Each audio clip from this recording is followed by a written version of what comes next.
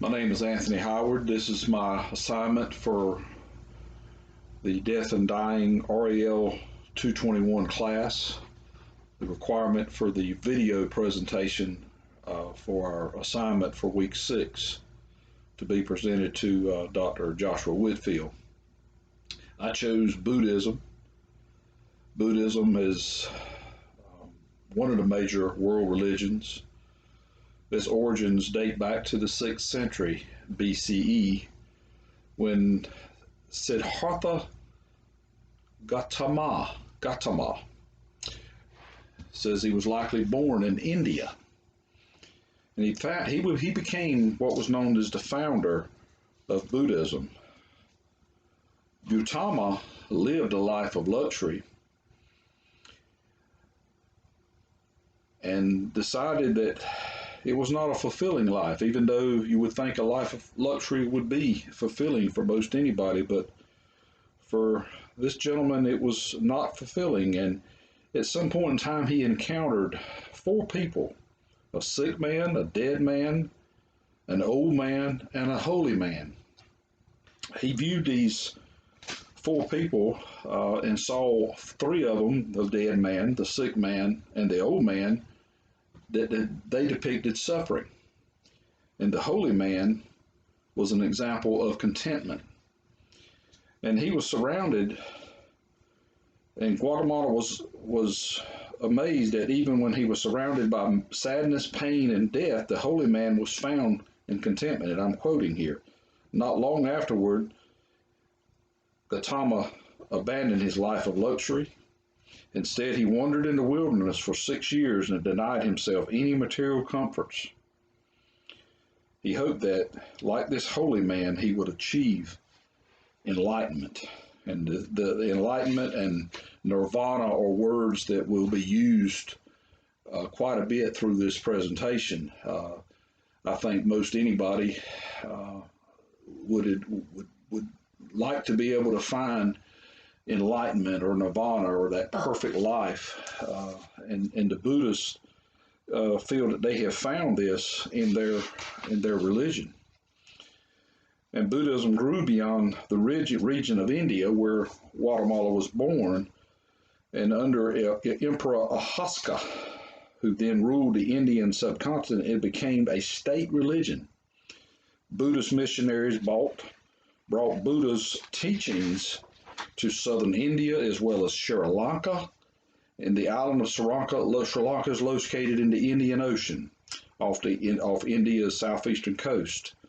During Ashoka's reign, Buddhism even reached portions of Greece, Egypt, and Syria. Gradually, different forms of this religion started to develop, yet they were all based on the same beliefs that Buddha had discussed with his earlier followers. Buddhism is a unique religion when it's concerning the aspects of death and dying. Buddhists do not view death in respects that a person would die and go to heaven or hell as a Christian would. Buddhists view death as moving on from one life to another in the search of perfection or enlightenment, as I said earlier. And it comes to a point where there's no need to suffer this or endure this suffering that Buddha saw, or Gautama saw. He was eventually later known as Buddha, but he would his followers would believe what he had come up with in his search and his 6 years of roaming in the wilderness, that he was discovered that enlightenment can be found through suffering. And it is based on an idea of human suffering as a part of the cycle of life, death, and rebirth. Buddhists believe that gaining spiritual knowledge and awareness allows a person to break the cycle. Once a person reaches this point, he or she is said to have achieved enlightenment. Again, I'm quoting.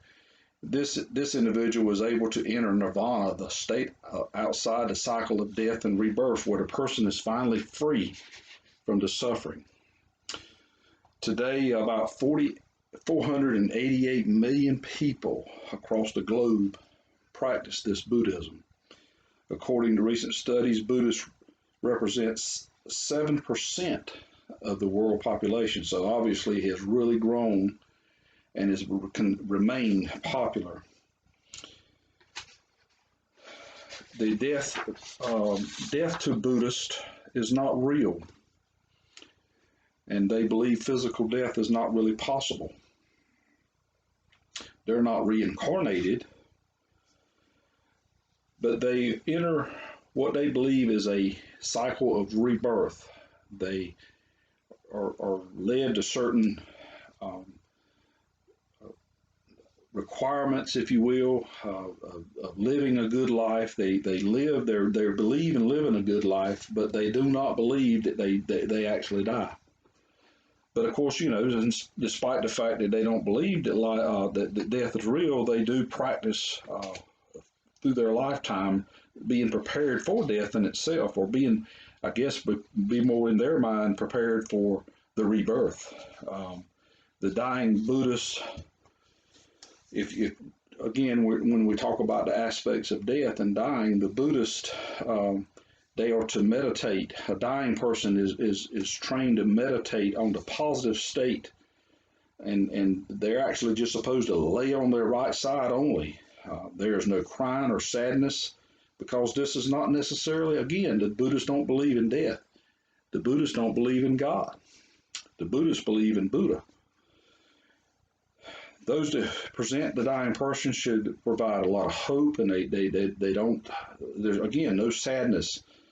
And the dying person is encouraged to see all the positive things that he or she has done, and they forgive self and they forgive everybody else for anything they've done. And they're supposed to focus on Buddha and this strange way that they are through a ball of fire that's supposed to come up through their body and out of their head, and they were just supposed to be able to focus on the Buddha himself. Once a person has died, they're to be left in place as long as possible, and a monk recites prayer for about 1 hour. Even if the body's not present, the monk has to pray over them. The deceased body is washed by a male family member and wrapped in burial clothes. In some traditions, a coin is placed in the deceased's mouth to buy passage out into the afterlife, and his or her eyes and mouth are sealed closed with wax. A vase of flowers to honor Buddha is placed nearby. Until cremation, which most of the Buddhists are cremated, the body should never be left alone. Buddhists believe that the conscious soul remains with the body. If a monk is not available, then during the funeral practices, then pretty much anybody is permitted to do a Buddhist funeral service. They're held. Memorials are actually held after the death, for one at 90 days and one after a year has passed. According to the Buddhist traditions, there are 49 days between the time of death and the time of rebirth, and they're supposed to be prayed for during this whole period of time. Obviously, for Christianity, the Buddhist and the Christian views, number one, Buddhists, again, they do not believe in God. Well, Christians, we believe in Jesus Christ as God. And the Buddhists are just hoping to die, and in their mind they die, and they end up in this rebirth period, and this rebirth cycle, and they come back and they start over, and they die, they live, and they die again, and it's a complete cycle of hoping that they're going to find this enlightenment in this nirvana. But these, again, I mean, it's 488 million people that believe this, that live it. There's a lot of peace and contentment that these people find in these beliefs. And at death, I mean, we've studied that at death it's important that the dying person be comfortable. I mean, if these are the beliefs and these are the things that makes them comfortable, and they believe that peace and contentment is going to come in their rebirth. I mean, this is, what makes them comfortable. But obviously, it's a major contrast The dying person is not even supposed to be given any medications to relieve pain.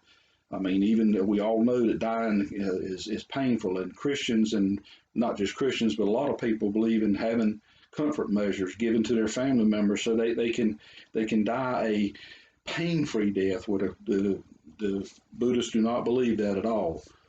There's a lot of the rituals, incense, and things. I mean, a lot that could be covered. That 10 minutes is not going to give me a whole lot of time to do. But again, it's been an interesting study, and it's worthwhile to look at the contrast between the Buddhist faith and the uh, actually Christian faith that I'm most familiar with. Um, Again, they pray for this for their dead person after they died for 49 days. It's supposed to be 49 days. They're supposed to come back rebirth. I don't have a lot of information on that part of it, but it's during the death of a person, what a person believes about life and death comes a full circle. To comfort a dying person, a focus should on such beliefs become important to the process of the dying and should be adhered to. The Buddhists believe that they will move on to a rebirth and begin a new process and search for peace and contentment. The Christian has either accepted or rejected the truth concerning the Son of God. Christians believe in God, Jesus Christ, and if a believer, that person dies with the peace and contentment that we're all looking for. The Buddhists meditate on Buddha, who does not believe in physical life or God. They don't believe in physical death or life. But it just seems to me that if what little bit of research that I did, that I never really see that there's a end to their rebirth and recycle, and even what they'd happen to do if they do reach nirvana, or if anybody really does reach this nirvana or this enlightenment. But anyway, it's a brief recap of some of the work that I did trying to study Buddhism, and I thank you.